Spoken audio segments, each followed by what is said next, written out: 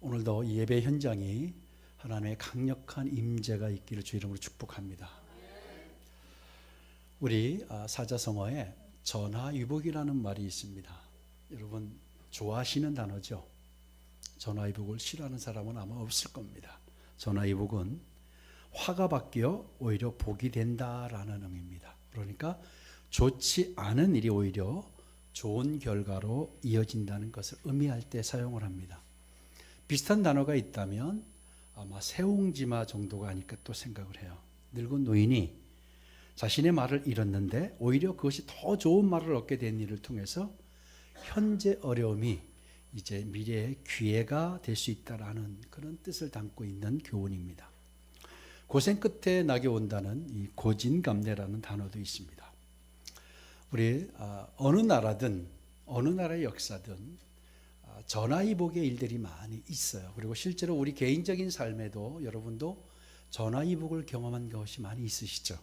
당신은 정말로 견딜 수 없는 고통이라고 생각했지만 어떻게 나에게 이런 일이 있을까라고 생각했지만 그 일들이 오히려 나를 살리고 더 좋은 미래를 열어갔던 일들을 아마 여러분 경험해 보셨을 겁니다. 여러분 생애 가운데 전화위복의 은혜가 있길 주 이름으로 축복합니다. 여러분의 상황이 바뀌어서 생명의 통로가 되고 치유와 회복이 임하는 현장이 되길 주 이름으로 축복합니다. 이스라엘에도 이런 전화위복의 사건이 있었습니다. 여러분 잘 아시는 유대인에게 회당이라는 문화가 있습니다. 유대인의 회당 아마 많이 들어보셨을 거예요. 신약 성경을 보면 회당이라는 단어가 꽤 많이 등장을 합니다. 마태복음 9장 35절을 한번 보실까요? 9장 35절 같이 읽습니다. 예수께서 모든 도시와 마을에 두루 다니사 그들의 회당에서 가르치시며 천국 복음을 전파하시며 모든 병과 모든 악한 것을 고치시니라. 아멘. 예수님께서도 회당을 자주 찾으셨어요. 사도행전에도 유대인의 회당이 아주 많이 등장을 합니다.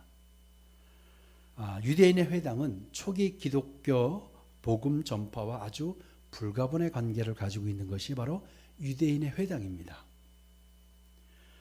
바울이 복음을 가르치고 전할 때 그리고 새로운 지역으로 갈 때마다 가장 먼저 찾은 곳이 어디죠? 바로 회당입니다. 그러니까 초기 기독교 사역에 있어서 회당은 아주 중요한 역할을 한 것입니다. 그렇다고 한다면 유대인의 회당이 뭘까? 그리고 언제 생겼을까? 그리고 어떻게 이렇게 전 세계의 유대인의 회당이 퍼지게 되었을까를 알아보는 건 중요하다고 생각을 합니다. 구약에서 여러분 구약 성경을 읽다 보면 회당을 찾기가 어려웠을 거예요. 그렇죠? 구약에서는 회당을 말하고 있지 않아요. 지금부터 2600여 년 전 바빌로니아 제국에 의해서 예루살렘의 멸망을 유대인 회당의 기원으로 보고 있습니다. 그러니까 주전 580년 바빌로니아 제국에 의해서 예루살렘이 멸망을 합니다. 그때 예루살렘 성전도 파괴됩니다. 그리고 유대인의 많은 사람들이 포로로 끌려가는 사건을 여러분 다 아시죠? 그리고 많은 사람들이 포로로 끌려간과 동시에 이 화를 피해서 이집트나 또 유럽으로 이렇게 건너와서 피해 흩어졌던 사람들이 유대인들이 많이 있습니다. 그런데 이들이 다른 나라 이방에서 살면서 한 가지 문제에 부딪히게 됩니다. 그래도 하나님의 선민이었고 하나님의 백성들이었던 유대인들이 하나님께 예배할 처소가 없는 것은 그들의 삶의 근간을 흔드는 것이 되었습니다. 그래서 그들이 모인 곳에는 반드시 유대인들이 모여서 함께 예배할 처소가 사실은 그리고 율법을 배우고 가르치고 기도할 장소가 필요했습니다. 그래서 유대인들이 있는 곳에는 어김없이 이렇게 유대인들이 모이는 모임, 그것을 바로 회당이 생겨나기 시작했습니다.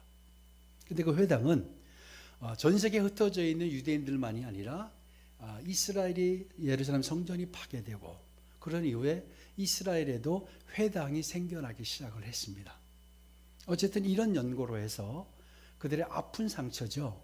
예루살렘이 공격을 받아서 무너지고 그리고 성전이 파괴되고 그들이 포로로 끌려가고 그런 이후에 물론 주전 518년에 다시 그들이 돌아와서 성전을 재건하지만 회당은 여전히 활동을 하게 됩니다. 그래서 유대인들에 있어서 이 유대인의 회당은 아주 중요한 위치를 갖고 있었고, 이 회당이 그냥 예배하고 율법을 가르치고 배우고 또 기도하는 장소로만이 아니라 유대인의 기관, 유대인의 제도로까지 이렇게 발전을 하게 되는 게 유대인의 회당이었습니다.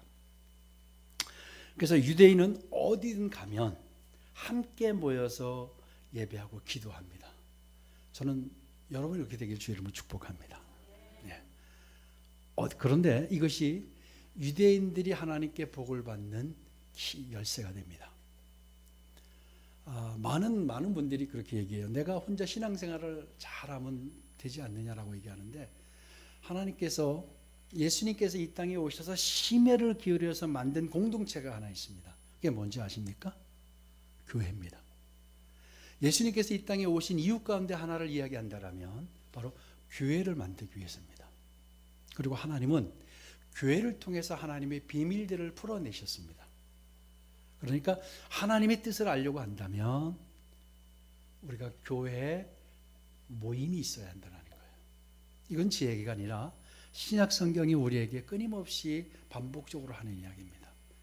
그래서 히브리서 10장 26절에 보면 모이기를 피하는 어떤 사람들의 습관과 같이 하지 말라 그랬죠. 그래서 하나님께서 흩트게 하셨지만 사실은 그런 가운데 하나님은 꾸준히 그들을 향한 역사를 해오기 시작하셨어요. 이 포로 생활에서 얼마나 힘들었겠습니까? 여러분, 우리가 일제 36년 동안에 얼마나 힘들었습니까? 그렇죠? 우리가 그 시절을 살지는 않았지만 역사가 그걸 증거하고 있고, 이때 산증인들이 참 많이 있잖아요. 이스라엘이 나라를 잃고 만국의 한을 가지고 떠들면서 얼마나 힘들었겠습니까? 그래서 그들이 서로 위로받고 그래도 버틸 힘이 바로 이 회당이었던 거예요. 그래서 유대인들이 회당에 모이기 시작을 했습니다. 나라를 빼앗기고 성전이 파괴되어 예배하고 기도할 곳이 없어지자 그들은 그 쓰라린 아픔을 어디 위로받을 데가 없었던 겁니다. 그래서 자연스럽게 그들은 모이게 되었고 회당이 만들어지고 그런 공간이 되었습니다. 그래서 여러분, 유대인의 회당은 사실은 하나님의 놀라운 신비라고 할 수 있습니다. 나라를 잃은 그런 유대인들이 서전을 잃고 타국으로 뿔뿔이 흩어졌지만 정말로 눈물로 낯을 적시고 밤을 지새웠던 그들의 애환이 담긴, 사실 그걸 한마디로 말한다면 회당이라고 할 수도 있습니다. 물론 이것이 자신들의 불순종과 자업자득의 결과인 것은 맞습니다. 유대인들이 하나님께 불순종했고 그리고 죄로 인해서 그들이 흩어지게 되었고 포로로 끌려가게 되었긴 하지만, 그러나 하나님께서는요, 그들을 오히려 그런 그들을 도구 삼아서 복음 전도에 없어서는 안 될 회당의 털을 닦기 시작하셨던 겁니다. 참으로 놀랍고 신비로운 것은 유대인이 이렇게 눈물을 흘려야만 했던 그 아픔과 고통의 나날만큼 사실은 자신들도 모르게 자신들이 하나님에 의해 아름답게 쓰임받는 시간들이 되어가고 있었다는 거예요. 아멘. 그들은 사실 고통이었고 아픔이었지만 그 시간이 견딜 수 없는 힘든 시간이었지만 사실은 그 시간이 그들이 하나님께 다시 지어져 가는 기회가 되었다는 겁니다. 우리가 고통과 아픔의 시간들이 있을 거예요. 여기 앉아 계신 여러분들 가운데 힘든 시간을 보내는 분도 계실 거예요. 여러분, 그것이 오히려 하나님으로 인해 다시 새롭게 빚어지는 시간이 될 수 있다는 사실을 기억하시기 바랍니다. 하나님의 백성들에게 고통의 시간과 절망적인 환경은요, 여러분, 단순히 고통과 아픔으로만 그치지 않는다는 신비로움을 기억하시기 바랍니다. 비록 자업자득의 결과라고 흩어져야만 했던 것과 유사한 일이라 할지라도 그들은 회당을 통해서 주님과의 끈이 만들어집니다. 하나님의 끈이 만들어졌고 그로 인해 복음이 전 세계로 향하게 되는 통로로 사용이 되게 되었습니다. 물론 회당에서 좋지 않은 일들도 많이 일어나긴 했죠. 하나님의 백성에게 예루살렘 교회가 박해로 인해서 전 세계로 흩어졌죠. 하나님의 백성들인 이 유대인들이 흩어졌지만 결국은 흩어짐으로 인해서 그것이 복음의 통로가 되었듯이 우리의 어떤 상황이라 해도 여러분 주님의 뜻을 이루는 계기가 된다는 사실을 꼭 기억하시기 바랍니다. 나에게 놓여진 상황을 어떻게 보느냐가 중요합니다. 이거 절망으로 보는 분이 있는가 하면 하나님이 또 다른 뜻을 이루시려고 하는 거라고 보는 분들이 있을 겁니다.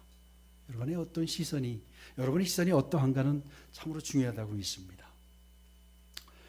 여러분 바나바와 바울이 황제 항구가 되었던 셀루케이아에서 첫 번째 목적지인 구브로 즉 키프로스 섬으로 향하는 배를 탔다고 성경은 이야기하고 있습니다. 우리 계속해서 사도행전을 이어가고 있는데요. 우리 4절을 다시 한번 보실까요? 4절을 한번 보시면 같이 한번 읽도록 하겠습니다. 두 사람이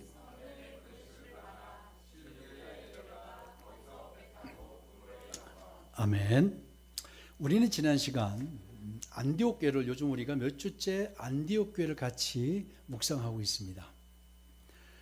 안디옥 교회에 하나님께서 시키실 일이 있다라고 말씀하셨어요. 그것이 뭐냐면 바나바와 바울을 따로 세우라. 지금으로 말하면 선교사로 보내라라는 명령이 안디옥 교회에 떨어졌어요. 그 일이 떨어지자 안디옥 교인들은 상당히 당황했을 거예요. 왜냐하면 그들은 자신들의 삶을 지켜내는 것도 쉽지 않은 환경이었습니다. 예수를 믿는다는 것 자체가 많은 핍박과 박해가 여전히 유효하고 있고 그런 상황에서 예수를 믿는다는 것도 힘든 상황에서 사실하게 하면 자신들의 믿음 지키기도 버거운 상황에서 바나바와 바울을 선교사로 세워서 보내라고 한다는 것은 쉽지 않은 일이었다는 거예요. 그들이 한 번도 선교사로 보낸 일이 없어요. 그렇죠? 이제 복음을 받아들였고 신비로운 하나님의 은혜를 느끼면서 믿음 생활을 하고 있던 그들에게 하나님께 시키실 일이 있다? 선교사로 보내라. 여러분 아시겠지만 선교사로 사람을 선택해서 보내는 것으로 끝나지 않잖아요. 그렇죠? 선교사를 위해서 끊임없이 기도해야 하고 지원해야 하고 그들의 필요를 채워야 하고 그 정도는 아마 알지 않았겠어요? 그러니까 얼마나 힘들었겠어요. 안디옥교회 교인들이. 그래서 그들이 뭘 했다고요? 기도하지 않으면 그 일을 해결할 수 없어서 기도하는데 어떻게 했다고요? 금식하며 기도했다고 해요. 금식하며 기도하기 시작했어요. 그리고 그들이 금식한 이유가 또 뭐라고 했습니까? 당시에 여러 사람의 지도자가 안디옥 교회의 목회자로 활동을 하고 있었어요. 잘 아시죠? 오늘 성경에도 나오고 있죠. 흑인도 있었고 이방 나라의 사람도 지도자가 있었고 그리고 바나바와 바울이 있었고 그들이 그토록 싫어하는 헤롯 가문과 관계가 있는 마나엔이 있었고 그래서 그들은 다양성을 인정했던 공동체가 바로 안디옥 교회라는 이야기를 했어요. 그런데 그 여러 지도자가 있는데 그들 가운데 가장 강력하게 사역을 하고 있던 사람이 누구냐면 바나바와 바울이었습니다. 왜냐하면 성경이 그들의 사역을 한마디로 이야기하는데 바나바가 바울을 다소에서 데리고 와서 사역한 이후에 비로소 처음 이 땅의 기독교 역사에서 그리스도인이라고 하는 이야기를 듣게 되게 되죠. 그만큼 바나바와 바울이 아주 그 지도자 그룹에서도 아마 강력한 영향력이 있는 사람이었음이 분명합니다.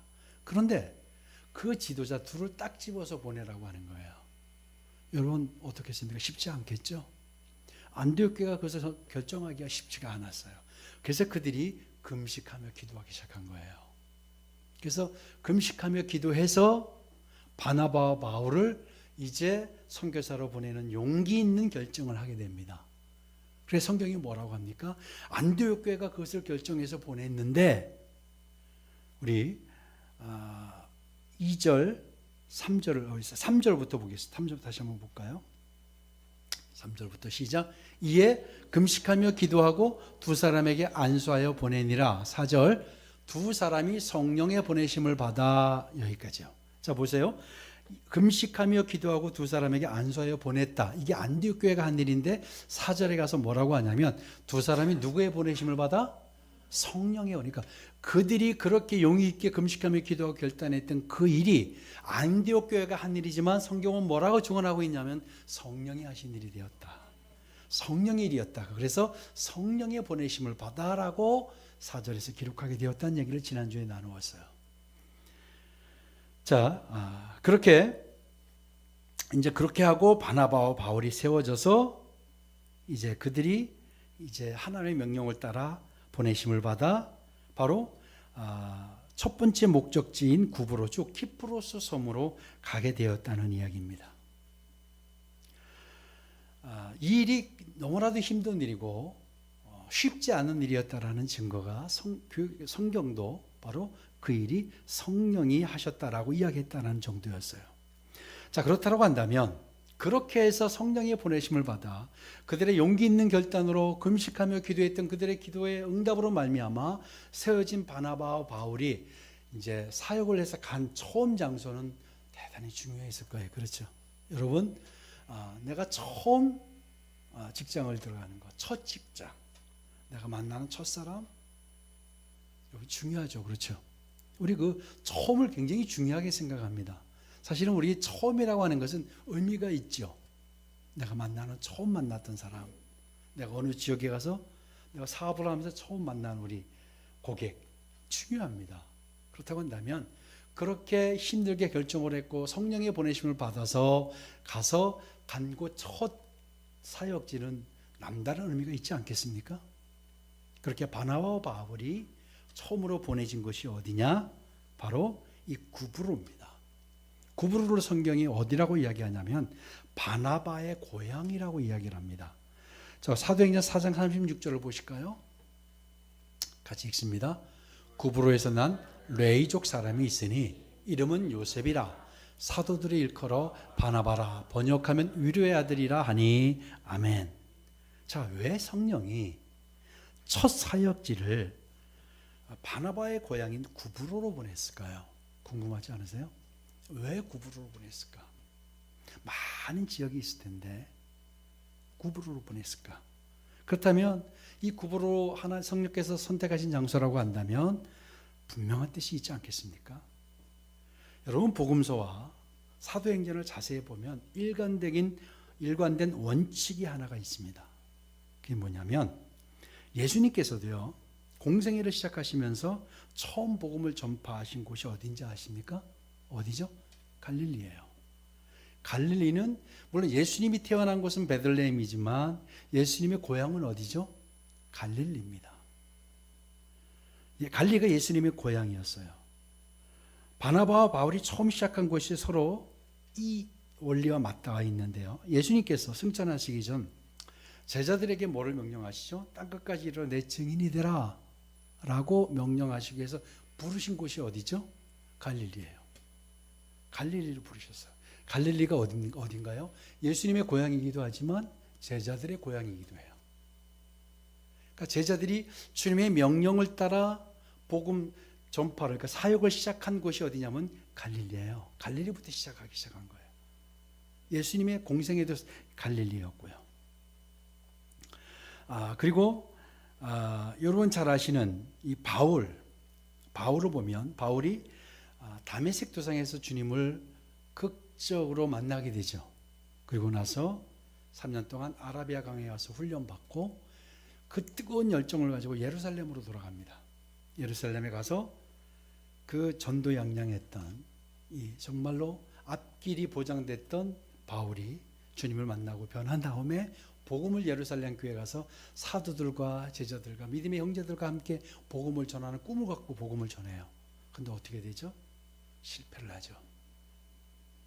그 복음 전하는 거 사람들이 욕하고 제가 우리를 속이고 있다고 이야기하고 그래서 거기서 잡아 죽이라는 사람들도 나타나고 그래서 결국은 도망가듯 쫓기듯 하고 어디로 갑니까? 그의 고향 다소로 내려가게 됩니다. 그리고 언제일지 모르는 시간, 그 시간이 13년이 흐를 동안 다소에서 그가 집거하게 됩니다. 정말 무기력하게 마치 실패자의 삶인 양 그렇게 거기서 훈련받고 살아가고 있었을 때 어느 날 바나바가 오죠. 바나바가 와서 그와 함께 같이 가서 사역하자, 안디옥에 가서 사역하자라고 불을 권면했을 때 이것이 하나님의 음성인 줄 알고 그가 바나바를 따라가면서, 다시 이야기하면 이 바울도 사역이 다시 시작되는 곳이 어디였어요? 다소였어요. 다소에서 바나바를 만나서 시작하게 된 곳이 그것도 바로 고향이었다라는 거예요. 그래서 일관된 하나의 원칙이 뭐냐? 그게 있는데 그것은 바로 복음 전파와 사역은 반드시 자신의 고향으로부터 시작하라는 거였어요. 다시 이야기하면 자신과 가장 가까운 사람들 앞에서부터 시작되어야 한다는 하나님의 원칙이에요. 그래서 우리가 가장 가까운 친구, 가장 가까운 친지, 더 가깝게는 우리 가족들. 여러분, 복음의 원리를 아셔야 돼요. 복음의 원리, 그러니까 복음이 생명이 되는 원리가 뭐냐면 먼 데 있지 않고요. 어디부터 시작하라? 가장 가까운 곳부터 시작하라. 이게 예수님께서 사역하신 원칙이었고 제자들 역시 그렇게 사역하도록 하신 원칙의 하나가 바로 이 고향에서 시작하는 거였어요. 왜 그랬었을까요? 왜 사역을 가장 처음 바나바의 고향인 구브로로 보냈을까요? 왜 예수님께서 갈릴리부터 시작했을까요? 여러분 한번 생각해 보세요. 고향이나 내 지역이나 내 마을에서는 나를 너무 잘 알아요. 그렇죠? 내가 속이려고 해도 속일 수가 없어요. 그렇지 않겠습니까? 내가 감추려고 해도 내 모습을 아무리 내가 포장하고 감춰도 감춰지지 않죠. 고향은 나를 다 알아요. 가족은 나를 다 알아요. 그렇죠? 친지들은 나를 잘 알아요. 여기 하나님의 비밀이 있어요. 여러분을 가장 잘 아는 사람들이 여러분을 그리스도인으로 인정해야 진짜 그리스도인이라는 겁니다. 아멘. 그런 사람들에게 그리스도인인 것을 보여주지 못하면 열매가 없다라는 거예요. 가장 가까운 사람, 가족, 친지, 이웃, 친구들. 그래서 복음은 항상 그곳에서부터 시작하게 하셨어요. 그리고 생명이 그곳으로부터 흘러가는 하나님의 일관된 원칙이었습니다. 여러분, 내가 전도를 정말로 잘하려고 하신다면, 우리가 요즘 계속 전도하고 있잖아요. 어디서부터 시작해라? 가장 가까운 사람. 다 나가는데요. 그런데 한번 찾아보면 있다고 봅니다. 그런 사람들이 나를 변한 그리스도인이라고 인정한다면 그건 진짜 그리스도인입니다. 그렇죠? 우리가 다른 동네, 다른 교회, 다른 곳에 가서는 얼마든지 내 모습을 포장할 수 있어요. 그런데 내가 가장 가까운 사람들에게는 나를 포장할 수가 없는 거예요. 그래서 가장 먼저 보낸 곳이 어디냐? 바나바의 고향으로 먼저 보낸 거예요. 여기서 실패하면 성공할 수가 없는 거예요. 그래서 바나바를, 바로 바울을 그렇게 보냈더라는 사실입니다. 하나님의 뜻이 있는 거예요. 그래서 우리는 정말로 중요한 사실을 알게 되는데요. 복음이 어디서 시작돼야 된다? 가장 가까운 곳에 시작돼야 된다. 이게 복음의 원리 가운데 하나입니다. 우리가 열매가 맺어지지 않는 것, 내가 전도에 열매가 많이 맺어지지 않는 것 중에 하나, 원인을 찾아가면 가장 가까운 사람들, 이분들이 먼저 우리 친지들, 저도 마찬가지고 이분들부터 우리가 하나님 앞에 세워야 합니다. 그러면 우리가 고구마를 캐면 막 딸려 나오듯이 복음이 축복으로 임할 줄로 믿습니다. 그리고 그들이 가서 뭘 했을까요? 바나바와 바울이 성령 하나님의 인도하심을 따라 첫 번째 전도지로 삼은 바나바의 고향 구볼에 도착해서 뭘 했을까요? 5절을 볼까요? 5절을 보시면 같이 읽습니다. 살라미에 이르러 하나님의 말씀을 유대인의 여러 회당에서 전할세 요한을 수행원으로 두었더라. 아멘. 살라미는 구브로 섬의 동쪽에 위치한 곳인데요. 그들이 가서 뭘 했다고요? 유대인의 회당을 찾아갑니다. 근데 여러분 잘 한번 생각해요. 상상력을 동원해 보세요. 복음이 참 바울과 바나바가 움직인 것은 우리는 알아요. 그것이 생명이라는 걸 알아요. 그렇죠?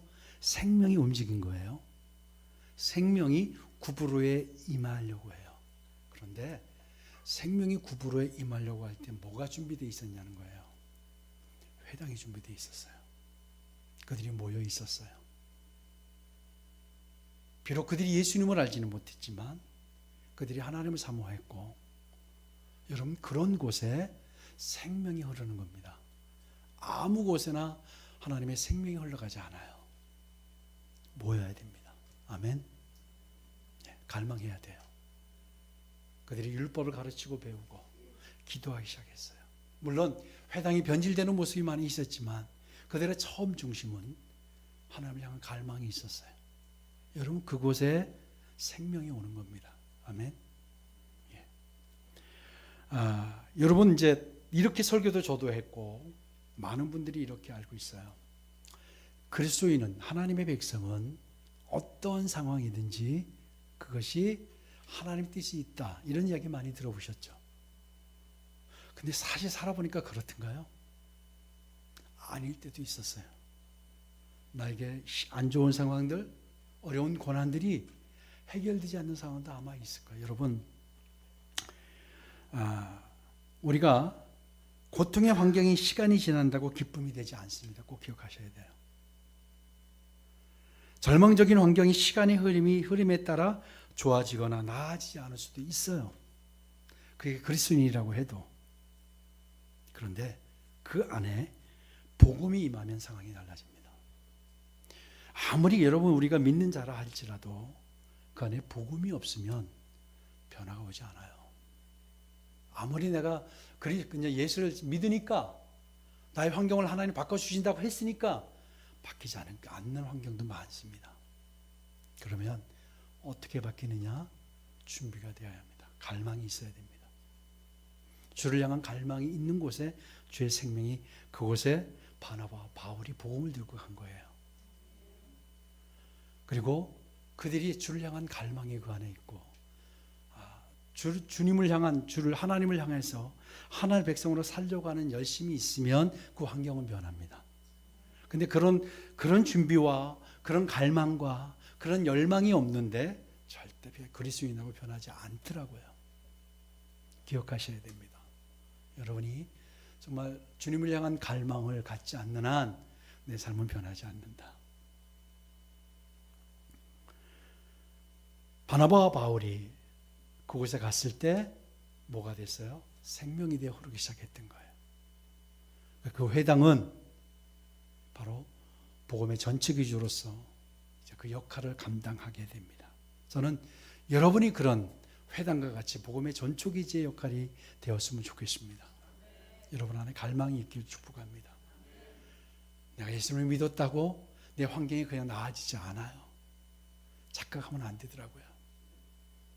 내가 주님을 어려운 상황에서 붙들려고 하는 그런 갈망, 열망이 있을 때 변한다는 거 기억하시고, 오늘도 또 내일도 여러분 그렇게 달려가시면 좋겠습니다.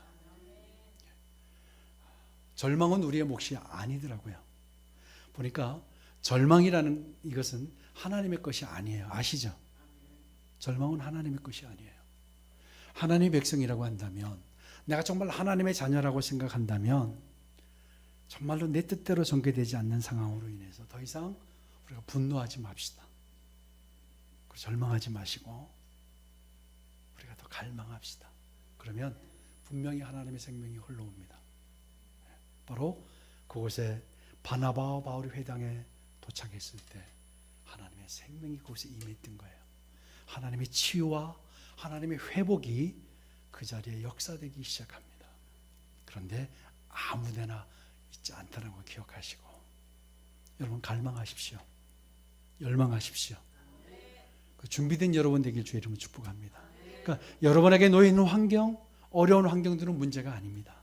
문제는 그게 아니고 내가 얼마나 주님을 열망하느냐, 여러분 정말로 주님의 방법으로 풀어내려고 노력하느냐, 그곳에 하나님의 생명이, 생기가 불어올 줄로 믿습니다.